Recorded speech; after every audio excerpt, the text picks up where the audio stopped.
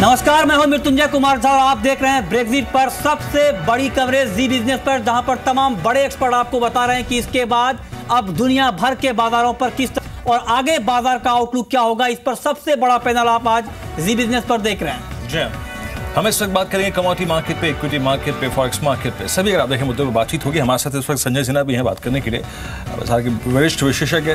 संजय जी, अब एग्जैक्टली आप देखिए, ट्रेडर्स ने जो सहना था सह लिया, जो लॉसेस काटने थे काट लिए, बहुत से लोगों ने अपने लॉन्ग्स को रखा भी होगा, लेकिन आई थिंक थोड़ा सा हमारे व्यूअर्स के पर्सपेक्टिव से, रिटेल निवेशक होते हैं, छोटे निवेशक होते हैं, कुछ प्रॉफिट से बैठे होंगे, कुछ सडनली लॉसेस में आ गए होंगे। आई मीन एक इन्वेस्टर की अप्रोच क्या होनी चाहिए? आई मीन आप ये देखिए, बीते 6 महीने में जब जब बाजार गिरा है, जिसने बाइंग करी वो पैसा कमा के निकला है, अगर वो प्रॉफिट बुकिंग की मंशा रखता था। तो आज का ये issue at 7956 you will be buyer और नॉट?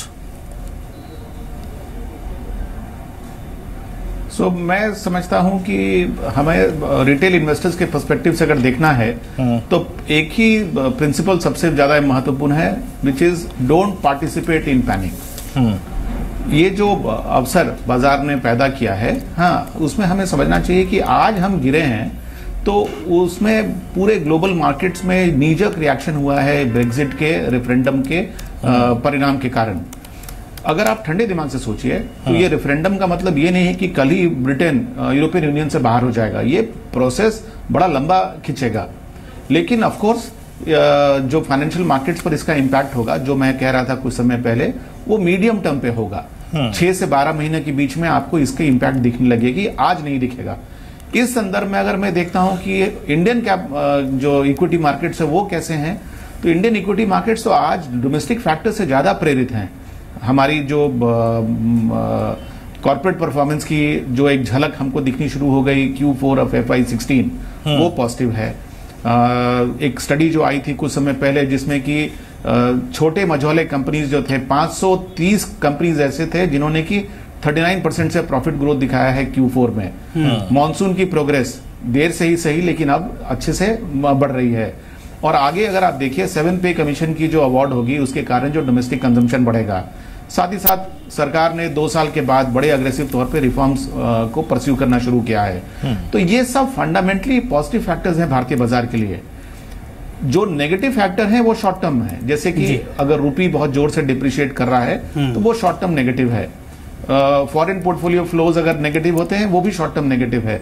तो मेरे ख्याल से ये जो लेवल प्रस्तुत हो रहा है हमारे सामने, ये बाजार से भागने का नहीं, ये बाजार में प्रवेश करने का लेवल हमारे सामने प्रस्तुत हो रहा है। रही बात जो आपने कही कि 7956 का लेवल, क्या ये प्रवेश का लेवल है? मेरे ख्याल से ये जो एक्चुअल लेवल जो होगा बाजार का, जहां पर बाजार का डाउनसाइड सपोर्ट एस्टैब्लिश हो जाएगा, मुझे लगता है वो अगले 2-3 दिन में हो जाएगा, जब ये दोनों फैक्टर्स जो मैंने मेंशन किया, रुपी और पोर्टफोलियो फ्लोज। ठीक है सर, आपके पास दोबारा आऊंगा। इस बीच एक अपडेट आपको बता दूं कि वोटिंग पूरी तरह से यहां पर खत्म हो गई है और ब्रिटेन के पक्ष में 48.15% वोट पड़े हैं। और आपको बता दें कि जो मतगणना है वो पूरी हो गई है, सभी काउंटी के यहां पे नतीजे आ चुके हैं और अब यह साफ हो चुका है कि ब्रिटेन EU से बाहर हो गया है। ये आधिकारिक ऐलान थोड़ी देर में प्रेस कॉन्फ्रेंस में होगा, लेकिन जो वोट हुए हैं 51.885% वोट ब्रिटेन के EU से बाहर जाने के पक्ष में पड़े हैं। तो 382 काउंटी की मतगणना यहां पर पूरी हो गई है, पूरे नतीजे यहां पर आ गए हैं और ये अब साफ हो गया है कि ब्रिटेन EU का हिस्सा नहीं रहेगा और ये एक ऐतिहासिक फैसला है। 28 देशों का संगठन है यूरोपीय यूनियन और अब ब्रिटेन इस यूनियन का हिस्सा नहीं रहेगा। एक बड़ा यहां पर कहें तो एक ऐतिहासिक फैसला हुआ है। सोवियत यूनियन के विघटन के बाद एक बड़ा, अब आप कह सकते हैं कि अंतर्राष्ट्रीय बाजार में या अंतर्राष्ट्रीय मंच पे एक डेवलपमेंट सामने निकल कर आया है। वीरेंद्र जी, इस बीच अगर आप देखें 382 काउंटीज में जो काउंटिंग का, मतगणना का काम था वो बिल्कुल पूरा हो चुका है और आधिकारिक जो घोषणा है मृत्युंजय, कभी भी हो जाएगी। हालांकि ये फीता कट चुका है पहले ही, और मार्केट ने तो इसकी आधिकारिक घोषणा पहले ही कर दी है और दुनिया भर के शेयर बाजारों में कोहराम का हालात है। लेकिन जो आपने बात की थी वीरेंद्र कमोडिटी मार्केट की, कमोडिटी मार्केट में भूचाल के हालात बने। मृत्युंजय, मैं आपको बताऊं, एक बात पूछना चाहूंगा, ये गोल्ड, जैसे आई मीन अभी संजय जी कहते थे कि ये एक इमीडिएट रिएक्शन है, ये गोल्ड पे इमीडिएट रिएक्शन है या फिर ये ट्रैजेक्टरी गोल्ड ने हासिल कर लिया? हाँ, ये आपने काफी महत्वपूर्ण सवाल पूछा है और हमारे साथ 2 जानकार भी बने हैं इस पर बातचीत करने के लिए। हमारे साथ वीरेन वकील हैं, पैराडाइम के CEO, और साथ ही हमारे साथ राजीव कपूर हैं, ट्रस्ट लाइन के कमोडिटी हेड। बीरेन, पहला सवाल आपसे, जो अभी हम बात कर रहे थे मिस्टर संजय सिन्हा से, वो कह रहे थे कि मार्केट पर एक इमीडिएट रिएक्शन है।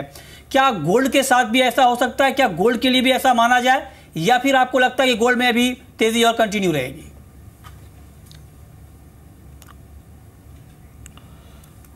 राजीव आपका कमेंट क्या होगा गोल्ड के ऊपर?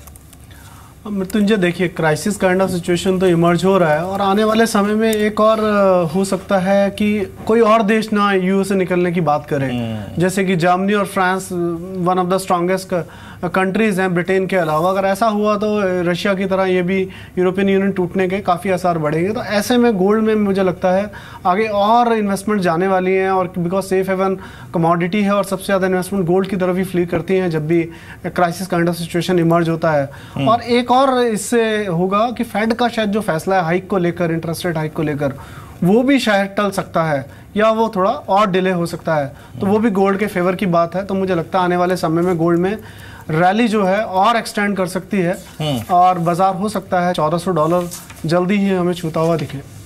ठीक है, हमने कुछ बड़े जानकारों से वीरेंद्र बात की है गोल्ड को लेकर कि गोल्ड में आगे क्या हो सकता है, ये हम फटाफट अपने दर्शकों को बता दें। और ये जानना जरूरी है, आज के मार्केट में इतना वोलेटाइल है मार्केट।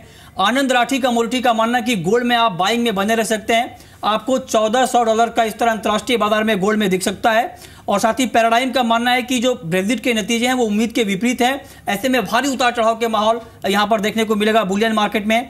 एंजल कमोडिटी का यह मानना है कि 31,300 31,500 के स्तर पर आप गोल्ड में बाइंग कर सकते हैं। आपको 33,000 का टारगेट एक महीने के अंदर गोल्ड में देखने को मिल सकता है। मोतीलाल ओसवाल कमोडिटी का भी मानना है कि गोल्ड में सुरक्षित निवेश के लिए काफी अच्छा माहौल बना है और यहां पर आप बाइंग करके मुनाफा कमा सकते हैं लॉन्ग टर्म के लिए। और 31,000 के भाव पर आप बाइंग कर सकते हैं। 32,800 तक का टारगेट आपको यहां पर देखने को मिल सकता है। और कोटक कमोडिटी का मानना है कि 32,000 गोल्ड और 45,000 सिल्वर में आपको टारगेट दिख जाएगा। वीरेंद्र जी, संजय जी, आपकी अप्रोच क्या है? मैंने आज अगर आप देखें आज के इस इवेंट ब्रेक्जिट के बाद 3-4 पर्सपेक्टिव से हम बात कर सकते हैं। फॉरेक्स, देन कमोडिटीज, उसमें आप प्रीशियस मेटल्स को देखिए, क्या अगर आप देखें तो आज शानदार रनअप है। और तीसरा है क्रूड है। आई मीन, एक तो गोल्ड में जो इन्वेस्टर्स हैं, क्या आज उनके लिए ये बुक करने का अच्छा दिन है, या फिर आप मानते नहीं अभी for the timing in circumstances में गोल्ड को होल्ड करना बनता है? This will definitely give you hedge against equity markets fall. और दूसरा ये क्रूड पे सर आपका इम्पैक्ट, इसका इम्पैक्ट क्या नजर आता है आपको? तो देखिए, इन दोनों कमोडिटीज के आज की जो प्राइस बिहेवियर है वही आपको ये जता रही है कि जो इन्वेस्टर है उसका इंटेंशन है फ्लाइट टुवर्ड सेफ्टी जी, और उसके कारण वो गोल्ड में अपना एलोकेशन कर रहा है और इसके कारण गोल्ड के प्राइसेस बढ़ रहे हैं। साथ ही साथ जो कमोडिटी बाकी कमोडिटीज हैं जो कि इंडस्ट्रियल कमोडिटीज हैं और जो मेटल्स हैं, वो उनकी जो मूवमेंट है वो ये दिखा रही है कि ग्लोबली डिमांड जो है, लोग अब डर रहे हैं कि वो डिमांड कम होगी। ब्रिटेन में तो ये निश्चित है कि वहां पर रिसेशन की शुरुआत अब हो जाएगी। तो ये जो रिसेशनरी ट्रेंड है वो बाकी कमोडिटीज में होगा एंड दी सेफ्टी की जो चेस है वो गोल्ड की तरफ बढ़ेगी। और जब तक इसकी क्लैरिटी नहीं आती है, शायद गोल्ड में ये थोड़ा बहुत अप्रिसिएशन होता जाएगा। इसी कॉन्टेक्स्ट में अगर फेड ने रेट बढ़ाने की अपनी डिसीजन और पोस्टपोन की तो वो भी इसमें एक फैक्टर बन जाता है, क्योंकि आप देखिए आज इस डिसीजन के बाद जर्मन बॉन्ड्स और फ्रेंच बॉन्ड्स दोनों के यील्ड जो हैं वो भी नीचे आ गए हैं। वो भी यही दर्शा रहे हैं कि अब जो इन्वेस्टर्स हैं वो सेफ्टी की तरफ ज्यादा बढ़ रहे हैं। और इक्विटी मार्केट की गिरावट भी आपको उसी सिम्टम को दिखा रहा है। लेकिन मेरा अपना मानना है कि जो रेफरेंडम है ना, ये रेफरेंडम ने ये नहीं कहा कि ब्रिटेन यूरोपियन यूनियन से बाहर हो गया, वो ये जता रहा है कि ब्रिटेन के नागरिकों ने यूरोपियन यूनियन से बाहर होने की इच्छा जताई है। और ये ओवरनाइट नहीं होगा, ये एक प्रोसेस के द्वारा होगा। तो फाइनेंशियल मार्केट्स में नॉर्मली शॉर्ट टर्म में सेंटिमेंटल रिएक्शन ज्यादा होता है, सैनिटी कुछ समय के बाद आती है। तो जो बाकी डेवलप्ड मार्केट्स हैं शायद उसमें, खास करके यूरोपियन मार्केट जो हैं उनमें शायद तेजी इमीडिएटली ना आए। लेकिन भारतीय बाजार में मुझे लगता है कि जो रिएक्शन है ये कुछ समय में, ये डाउनवर्ड जो रिएक्शन है वो ठहर जाएगा। हमारे चांसेस ज्यादा स्ट्रांग हैं ऊपर जाने के। जी, हमारे साथ बीरेन वकील भी जुड़ चुके हैं। बीरेन, आज की तेजी को आप किस तरह से देखते हैं बुलियन मार्केट में, और जो क्रूड में गिरावट आई है इसको, क्या आपको लगता है कि जो आज का ट्रेंड है मार्केट का, ये ट्रेंड अभी कंटिन्यू रहने वाला है, या फिर आपको लगता है कि एक इमीडिएट रिएक्शन है ब्रेक्जिट का और इसके बाद मार्केट धीरे धीरे स्टेबल होगा? आज तो और रिएक्शन है, लेकिन अब मैं मानता हूं कि गोल्ड का जो बॉटम $100-125 ऊपर आ गया, और अब लॉन्ग टर्म जो मैं पहले 1400 मानता था, अब मैं शायद 1550-1600 तक मानता हूं, और ये टाइम फ्रेम मेरी 2016 के लिए है। आगे भी और रेफरेंडम देख रहा हूं और पॉलिटिकल केओस देख रहा हूं।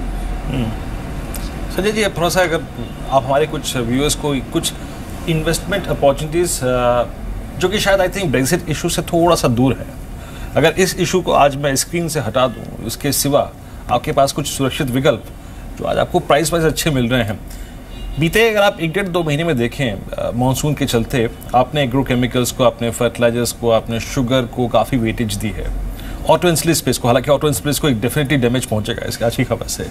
फिर आप देखिए कुछ और स्पेस जैसे कंज्यूमर ड्यूरेबल स्पेस हो गया, वाइट गुड सेगमेंट हो गया, क्या थोड़ा कुछ समय के लिए आप इस तरफ झुकाव करना चाहेंगे अपना?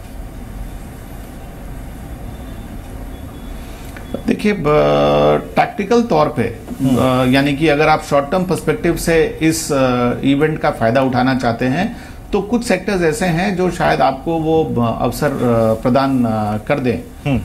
उनमें जैसा कि आपने कुछ सेक्टर्स के नाम तो खुद ही लिए, लेकिन मुझे लगता है कि देखिए जो डोमेस्टिक कंजम्पशन की जो स्टोरी है वो इस इवेंट से अनअफेक्टेड है, और उसके जो बेनिफिशियरीज हैं उनको तो ऐसे भी फायदा पहुंचेगा,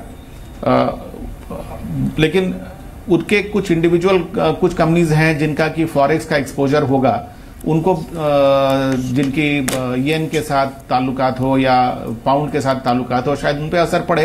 लेकिन उसके अलावा तो और भी बहुत सारे ऑटो कंपनीज हैं जिनका कि इससे कुछ बहुत ज़्यादा लिंकेज नहीं है, तो ऑटो हमारे ख्याल से एक अच्छा अवसर आपको वो दे सकता है।